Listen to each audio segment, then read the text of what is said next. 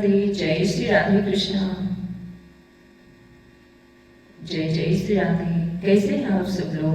मैं आशा करती हूँ आप लोग सब स्वस्थ होंगे, मस्त होंगे। मैं भी ठीक हूँ। आइए भगवान की अमृतमयी कथा आज श्रीमद् भागवत आप सभी को श्रवण कराएं, जो कि बहुत सुंदर है। बोलिए श्रीमद् भागवत महापुराण की जय हो।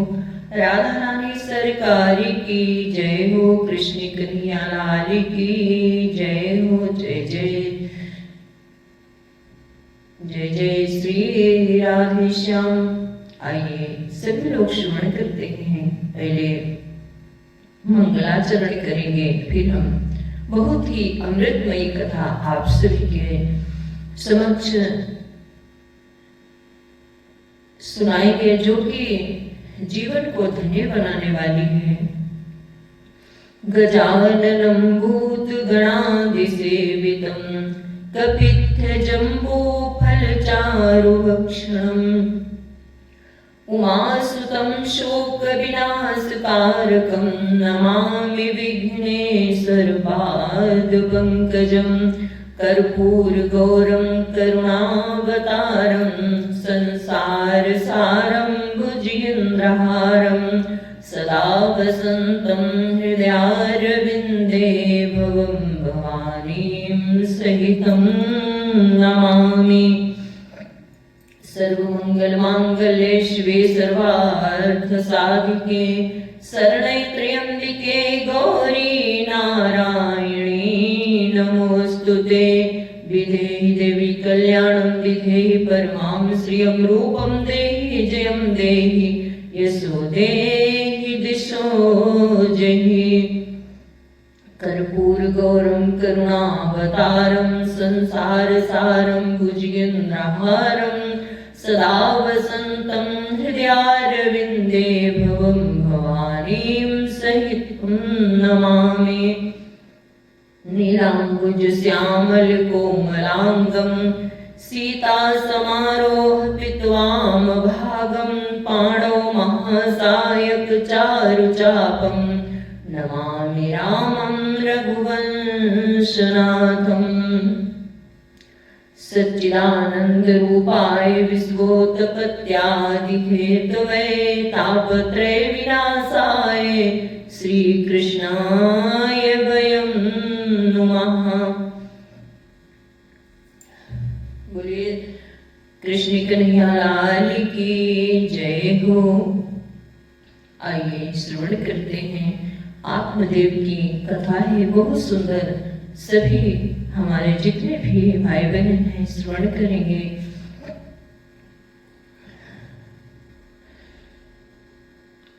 आत्मदेव की कथा जो है, आप सभी लोगों को मालूम है कि आप सभी लोग श्रीमद् भागवत महापुराण श्रवण किया करते हैं, इसलिए आइए जानते हैं आत्मदेव जी कौन थे। ये ज्ञान भक्ति के चर्चे हैं, स्वर्ग या मुक्ति की इच्छा है। अब सुनो दशा उन लोगों की जिनको जनधन की आशा है। दक्षिण में आत्मदेव नामी सज्जन सीधा सा ब्राह्मण था। आत्मदेव जी जो थे वो बहुत ही सज्जन और बहुत ही सरल स्वभाव के एक ब्राह्मण थे। उन्हीं की कथा है। पंडित था और चतुर भी था, साधु था ब्रह्म परायण था। पंडित थे, चतुर भी थे और एक संत के समान उनका आचरण व्यवहार था। ब्रह्म परायण थे। धुंधुली नाम उसकी नारी, मानो विप्र के गृह दशा थी। और स्वामी जितना ही सज्जन था, उतनी ही नारी करकशा थी।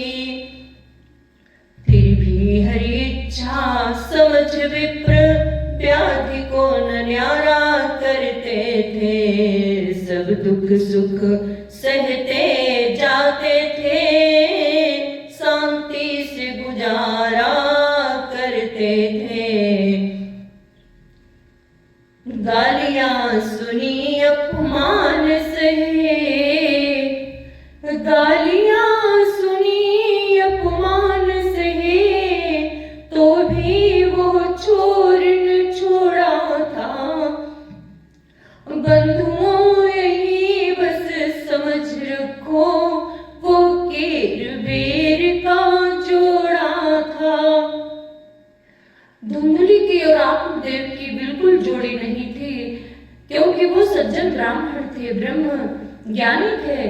फिर भी वो अपना धर्म समझकर पत्नी थी, इस कारण से शांति से अपना जीवन निर्वाह करते थे। गालियां देती थी और बहुत अपमान करती थी, फिर भी उन्होंने उसका साथ नहीं छोड़ा। बंधुओं यही बस समझ रखो, वो केर बेर का जोड़ा था। हे भाइयों, ऐसा ही समझो कि जैसे केर बेर का संग होता है, केड़ा होता है वो अपने रस डोलता रहता है, लेकिन जब बेर के संग दोनों एक साथ होते हैं तो उसके तन को वो फाड़ता रहता है। ऐसे ही धुंधली और आत्मदेव का भी एक जोड़ा था, जो एक तो केले के समान और एक बेर के समान है। कहा रहीम कैसे निभे केर बेर को संग, बेडोलत रस आपने उनके फाटा तंग। पहले तो थे विप्रवर नारी से हैरान, वहां दैव संयोग से हुई न जब संतान। विप्रवर जो ब्राह्मण जी थे वो पहले से ही परेशान थे, और दूसरी बात थी उनके कोई संतान भी नहीं हुई। चांदी सोना धेनु धन था जो कुछ भी पास, दे डाला सब दान में किंतु न पूजी आस।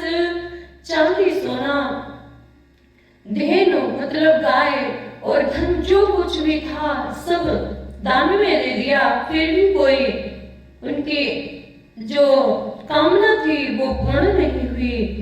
संतान अब हो सकती है जब विप्रदेव ने जान लिया, संतान अब हो सकती है जब विप्रदेव ने जान लिया। तब मरने का निश्चय करके घरबार छोड़ प्रस्थान किया।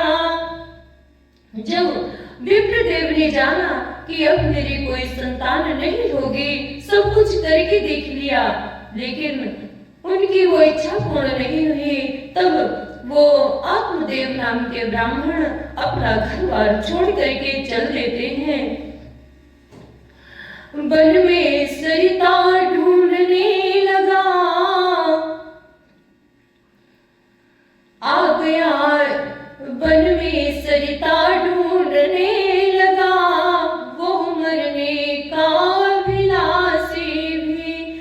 जब वो वन में सरिता माने कोई भी तालाब या कोई सागर या कोई भी नदी ढूंढने लगे, तब तक एक संत वहां पे आ जाते हैं। हरि इच्छा से घाट पर वहीं आ गया एक सन्यासी भी, और प्रभु की इच्छा से दैव योग से वहां पर एक सन्यासी जी पधारते हैं। वो बोला कहाँ भटकते हो, क्या इच्छा मन में समाई है। वो बोला कहाँ भटकते हो, क्या इच्छा मन में समाई है। द्विजराज तुम्हारे चेहरे पर प्रत्यक्ष निराशा छाई है। और वो सन्यासी जी बोलते हैं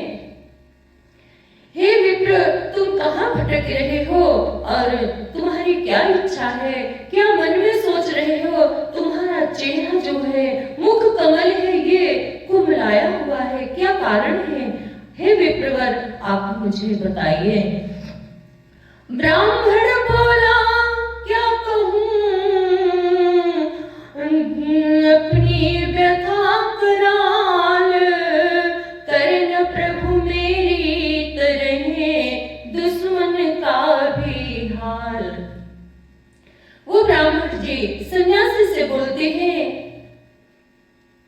मैं अपनी व्यथा क्या बताऊं, बहुत ही विकराल मेरी व्यथा है, और जैसी मेरी दशा है वो ईश्वर किसी दुश्मन की भी न करे। ऐसा आत्मदेव जी ने सन्यासी से कहा। जीवन की सांस चुक रही है, मौत भी सामने झूली है, जीवन की डाली सूख चली, पर जीवन आशा फूली है, भगवान ऐसा है कौन जतन, जिसका कर चुका विधान नहीं। सब दान किए सब पुण्य किए, पर हुए एक संतान नहीं। वो ब्राह्मण सन्यासी से कहते हैं, जीवन की जो मेरी सांसें हैं अब कम होने वाली है, लेकिन अभी तक मेरी ये एक जो लालसा है, जो मेरी एक इच्छा है, वो अभी तक पूर्ण नहीं हुई, और मौत मेरे सामने खड़ी है। जीवन की जो मेरी डाली है वो सूख रही है, पर अभी तक मेरे जो जीवन की आश है वो अभी भी जागृत है, अभी वो फूल नहीं है। इसलिए हे भगवान, भगवान ऐसा है कौन जतन, जिसका कर चुका विधान नहीं। और आत्मदेव जी कहते हैं, हे भगवान, हे संत जन, ऐसा कोई भी विधान नहीं है जो मैंने करके न देखा हो। सब दान किए सब पुण्य किए, पर हुई एक संतान नहीं। मैंने सारे दान किए हैं, पुण्य किए हैं, और अभी तक मेरे जो एक संतान होनी चाहिए थी, अभी तक मुझको प्राप्त नहीं हुई। भाभी का ऐसा चक्कर है, ये भाग्य कहीं भी जगा नहीं, गो के भी बछड़ा हुआ नहीं, गौ के भी बछड़ा हुआ नहीं, बिरमे में फल भी लगा नहीं। आत्मदेव जी कहते हैं, हे संतजन, हे सन्यासी, हे साधु पुरुष, ये भाभी का ऐसा चक्र है कि जो मैं गाय पालता हूँ ना, तो उसके भी बछड़े नहीं होते हैं, जो मैं पेड़ लगाता हूँ उसमें फूल फल नहीं आते हैं। सुनता हूँ जो पापी अपने जीवन में पुत्र ना पाते हैं, वे स्वयं नरक में जाते हैं, पुरखों को भी ले जाते हैं। आत्मदेव जी कहते हैं, मैंने ऐसा सुना है कि जो पापी अपने जीवन में, जो भी मनुष्य के जीवन में एक पुत्र की प्राप्ति नहीं होती, जिसके संतान नहीं होती है, वो स्वयं तो नरक में जाते हैं, और जो पूर्वज हैं उनको भी अपने साथ में नरक में ले जाते हैं। ऐसी सूरत में प्रभु ही पर अब धरना अच्छा है, अथवा निराश हो जाने पर जीने से मरना अच्छा है। आत्मदेव जी कहते हैं, अब तो मेरी ऐसी दशा है, अब मैं प्रभु के पास ही धरना चाहता हूँ। और अथवा इस निराशा से तो हमें अब अपने जीवन से हमें कोई मोह नहीं रहा, इससे तो मरना ही अच्छा है। ऐसा विचार करके आया हूँ इस जगह पर, ना तू मरने ही ठान, छोड़ दिया संतान पर प्राणों का भी ध्यान। आत्मदेव जी कहते हैं, तो मैं ऐसा विचार करके अब मैं इस जगह पर इसलिए आया हूँ कि अब हमने अपने मरने की ठान ली है और अपनी संतान पर मैंने सब कुछ छोड़ दिया है।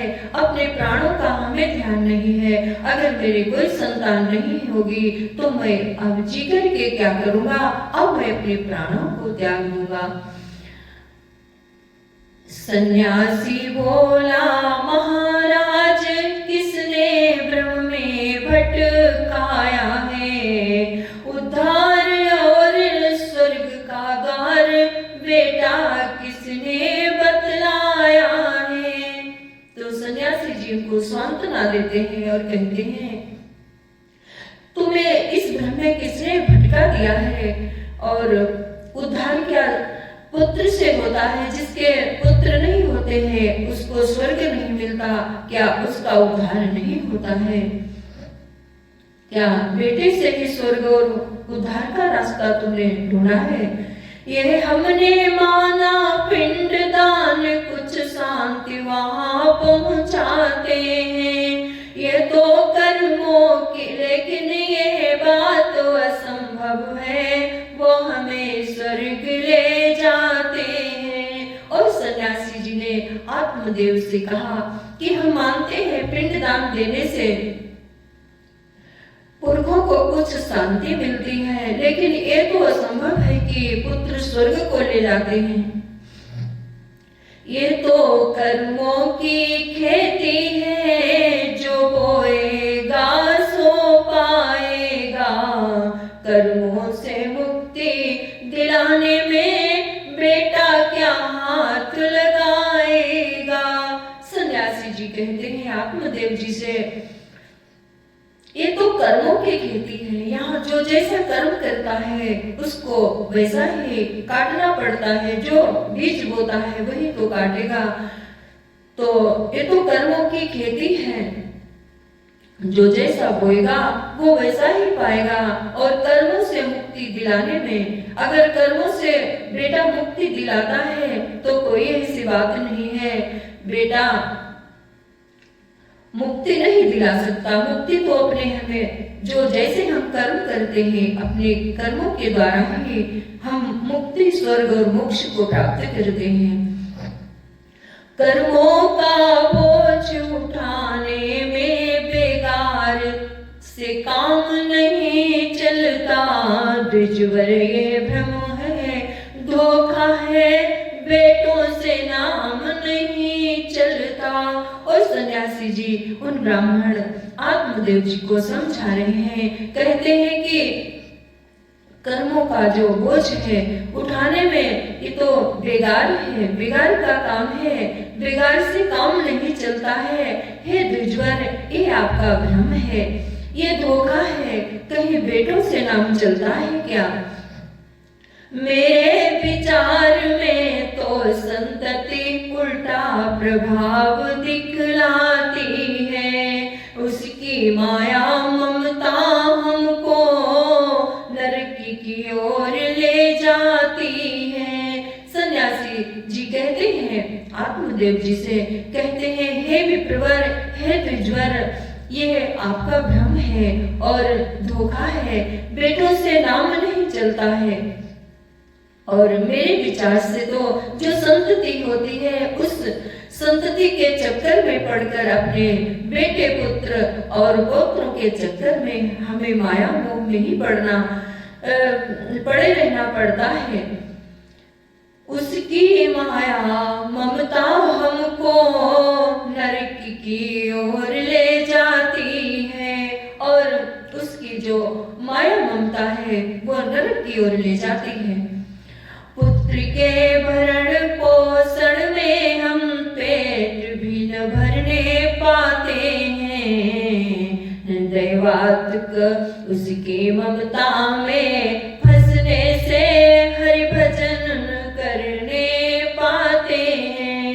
सन्यासी जी कहते हैं आत्मदेव जी से, कहते हैं जब हमारे पुत्र पौत्र आदि होते हैं हम उनके भरण पोषण में लगे रहते हैं, हर समय अपने पेट का अपने शरीर का भान नहीं रहता, अपने पुत्रों के ही और अपने बेटों के चक्कर में पड़े रहते हैं और उनके चक्कर में पड़े रहने से भगवान का भजन भी नहीं हो पाता है। दैवात कपूत हुआ पैदा तो उल्टे पीछे पड़ता है। और सन्यासी जी कहते हैं कहीं दैवश अगर कुपुत्र हो गया तो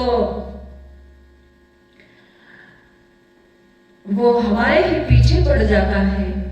परलोक बने या बिगड़ जाए पहले ये लोक बिगड़ता है।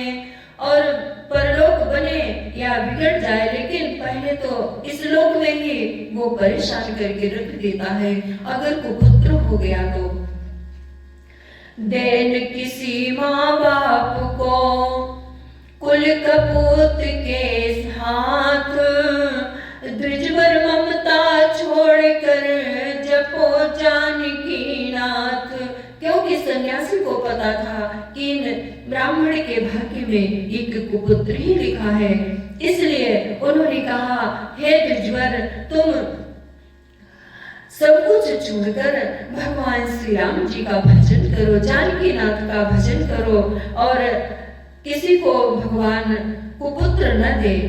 ऐसा कहकर के द्विज बोला संतान का है अब भूत सवार, दया धाम इस दीन को समझाना बेकार। और वो आत्मदेव जी कहते हैं अब हमारे ऊपर अब पुत्र का जो भूत है, संतान का जो भूत है वो हम पर सवार हो गया है। हे दयाधाम इस दिन को समझाना बेकार है, अब मुझे समझाना बेकार है। तो आइए आगे की कथा श्रवण करते हैं। इसलिए मात बचाओ प्रभु ये समझा कर बज जाल भव जाल हमें। हे उदार दे सकते हो तो गोदी का लाल हमें। आत्मदेव जी कहते हैं इसलिए हे नाथ अब मुझे ऐसा कहकर के चुप मत करो, मुझे ये भवजाल समझा करके मुझे आप इस रास्ते से मत रोकिए। और हे उदार अगर आप उदार हैं और सन्यासी हैं, संत हैं, क्योंकि संतों का हृदय जो होता है बहुत ही दयावान होते हैं संत जन। तो आत्मदेव जी कहते हैं हे उदार आप अगर मुझे दे सकते हो तो एक मुझे गोदी का लाल दे दीजिए, मेरा भी जीवन सफल हो जाए। फल दिया तब उस सन्यासी ने नारी के लिए खिलाने को, पर वो पापिन तैयार न थी संतति के कष्ट उठाने को। तब सन्यासी जी ने एक फल दिया और कहा अपनी ये स्त्री को खिला देना। लेकिन जो वो धुंधुली नाम की उनकी पत्नी थी वो उस फल खाने को तैयार ही न हुई। उसने सोचा कि जब हम इस फल को खाएंगे और मेरे पेट में जो संतान होगी ये कष्ट उठाना पड़ेगा, पेट बढ़ेगा तो हमें बहुत कष्ट होगा। ऐसा सोच करके उसने फल को नहीं खाया। बोली अपनी बहन से बहन बचा ले प्राण, ये फल आया है मुझे निश्चय काल समान। अपनी बहन से धुंधली कहती है हे बहन इस फल को तू ही खा ले और मुझे ये कष्ट नहीं उठाना है, ये तो मुझे काल के समान लगता है। फल खाने से रह गया गर्भ तो केली गर्भ गिर जाएगा, हे बहन महल में पड़े पड़े ये माटी कौन सड़ाएगा। खाना पीना श्रृंगार खेल आप ही आप छूट जाएंगे। हे बहन प्रसव की पीड़ों से वे बहुत प्राण छूट जाएंगे। फिर पैदा भी संतान हुई तो जीवन भर को भार हुआ। अपनी सुख घड़ियां छूट गई दूसरा साहू तैयार हुआ। धुंधली कहती है मेरे सारे सुख छूट जाएंगे और ये जो मेरे जीवन पर भार हो जाएगा और जो मेरी सुख की घड़ियां हैं वो छूट जाएंगी और मेरे ऊपर दूसरा साहब तैयार हो जाएगा। ऐसी सोच है धुंधली की। वो गंदापन मलमूत्र बहन मुझसे न संभाला जाएगा। और अपनी बहन से कहती है जब बच्चा होगा तो वो मलमूत्र इत्यादि करेगा, उसको कौन संभालेगा, कौन उसको साफ करेगा। और इस उस 8 पहर की चक चक में जीना बवाल दिखलाएगा। धुंधली कहती है उस 8 पहर के उस उधम में हमारा जो जीना है ये बवाल सा दिखेगा। इसलिए उपाय सोच बहिना इस पिच जाने से बची रहूं।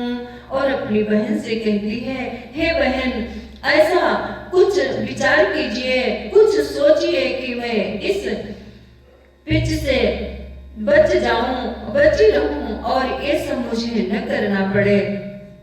फल का फल भी फल दिखला दे, मैं फल खाने से बची रहूं।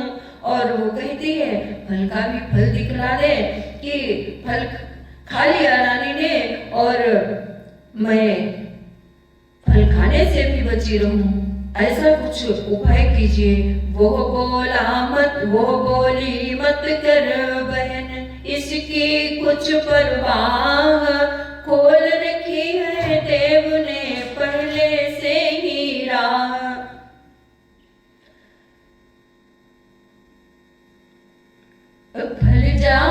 फल आए जितना समय हुआ उतना ही गर्भ हमारा है। अब अपने पति को बातों में बहकाना काम तुम्हारा है। मेरा बेटा अपना कहकर बातों में उन्हें भुला देना। फिर दूध बढ़ाने के मिस से मुझको भी यही बुला लेना। और ठहर गई इस भांति से उन दोनों की राय। लुका छिपा कर गाय को वो फल दिया खिलाए। और धुंधली ने अपनी बहन को सिखा दिया कि तू अपना बेटा मुझे कहना ये मेरी बहन का है और दूध पिलाने के बहाने से चुपके से आ जाया करना और अपने पति से भी कह देना, कुछ लालच दे देना, तो इस तरह से वो मान जाएंगे। और जो वो फल था वो उसने गाय को खिला दिया। एवं उस गौ के बछड़े का गोक बेटे का नाम धुंधकारी ज्योतिषियों ने बतलाया है। जो उसकी बहन का बेटा था जो हुआ उसका नाम धुंधकारी रखा गया। और जो गाय के बछड़े को फल खिलाया था उसका नाम गोकर्ण रखा गया। नाम के साथ गुण का प्रमाण दोनों दे रहे नामधारी। और जिसका नाम धुंधकारी है जैसा नाम होता है वैसा गुण भी होता है। धुंधकारी है वो बहुत ही ऊधम मचाता है और जो गोकर्ण है वो बहुत ही संत स्वभाव के हैं क्योंकि वो संत ने फल दिया था उसका प्रभाव है। नाम के साथ गुण का प्रमाण दोनों दे रहे नामधारी। गौ के समान थे कान वहाँ, वो था प्रत्यक्ष धुंधकारी। जो गाय के जो बछड़ा हुआ है उसका नाम गोकर्ण रखा गया। गाय के जैसे उनके कान हैं और बहुत ही ब्राह्मण ने माना उन्हें अपने लिए समान। पालन पोषण कर रहा एक रूप से ध्यान। और जो ब्राह्मण देवता आत्मदेव जी हैं दोनों को एक समान मानते हैं और एक समान से ही उनका लालन पालन होता है। बोलिए कृष्ण कन्हैया लाल की जय हो, राधे रानी सरकार की जय हो, जय जय श्री सीताराम। बोलिए कृष्ण कन्हैया लाल की जय हो। अगर कोई त्रुटि हो जाए सभी से क्षमा चाहती हूँ। जय जय श्री सीताराम, जय श्री राधे श्याम। बहुत ही सुंदर है कथा, सभी लोग श्रवण करें। जय जय श्री सीताराम। सर्वे भवन्तु सुखिनः, सर्वे सन्तु निरामयाः, सर्वे पश्यन्तु, सर्वे भवन्तु सुखिनः, सर्वे सन्तु निरामयाः, सर्वे भद्राणि पश्यन्तु, मा कश्चित् दुःखभाग् भवेत्।